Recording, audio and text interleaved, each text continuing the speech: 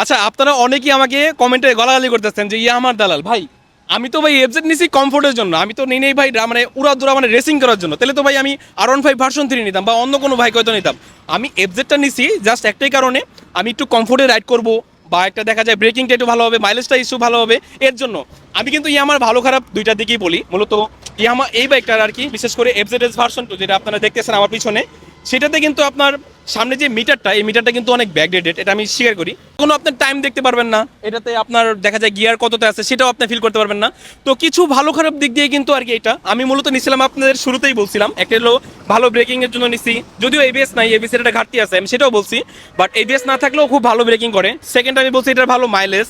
Third হলো এটার ভালো কমফোর্টনেস, মূলত এইটা নেওয়ার জন্য। আর মূলত ফ্যামিলি নিয়ে চলার জন্য ইয়ামা এফজেড সিরিজের বাইকগুলো কিন্তু আসলেই ভালো আর কি, সেজন্য মূলত আমার ইয়ামাটা নেওয়া আর কি।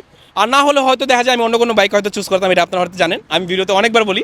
আর ইয়ামাকে আমি যথেষ্ট পথাইছি কিন্তু, বাট বিশেষ করে ফ্যামিলি নিয়ে চলার মতো কমফোর্টনেস পাওয়ার জন্য কিন্তু আপনার ইয়ামাতেই আসতে হবে। দ্যাটস আর কি এটা নিছি। আর আমি তো হাই রোডে ভাই অত ওভার স্পিড ওঠানোর জন্য আর নেই, তাহলে তো ভাই কোনো ব্র্যান্ডের নাম বলতেছি না, তাহলে হয়তো ওই ছাপড়ি বাইকই তো নিতাম আর কি। আচ্ছা যাই হোক, আমি আসলে কোনো বাইকের মানে খারাপ বলতেছি না, সব বাইকই ভালো খারাপ নিয়ে আছে আর কি। মূলত ইয়ামা নেওয়ার উদ্দেশ্যটা আমি আপনাদের প্রেজেন্ট করলাম। আর একটা হলো ওভারটেকিং এর ক্ষেত্রে আপনার ঢাকা শহরে 80-র বেশি স্পিড প্রয়োজন হয় না, দ্যাটস আর কি মূলত আমাদের ইয়ামাহা নেওয়া আর কি। আর 80-90 ইজিলি উঠাতে পারবেন ফার্স্ট গিয়ারে, যদি একটু রেডি পিক আপ কম আছে, এটা কিন্তু আমি মানি। দেখেন আমি কিন্তু খারাপ দিকেও বলতেছি, রেডি পিক আপটা একটু কম, মানে মিটারের যে প্রবলেমগুলো সেগুলো আমি বলছি, যেহেতু এগুলো আপডেটেড না, অনেক ব্যাকডেটেড আর কি। তো সেগুলো মাথায় রেখেই কিন্তু আমি ইয়ামাহাতে শেপ করছি আর কি। আর যত যাই বলেন আপনি, মাইলেজ ভালো পাবেন, ভালো ব্রেকিং সিস্টেম পাবেন, ভালো রিলায়েবল পাবেন, ভালো কমফোর্ট পাবেন, এগুলোই আসলে মূলত ইয়ামার আর কি মানে ভালো সেগমেন্ট। আর বাকি যেগুলো বলেন ওগুলো আসলে রেডি পিক আপ, তারপরে মিটারে অনেক কিছু আপডেটেড ফাংশন, সেগুলো আসলে এটাতে কিছুই নাই। এটাই আমার আপডেট সিরিজগুলোতে আছে। এইটাই হলো আমার ভিডিওর মূল উদ্দেশ্য।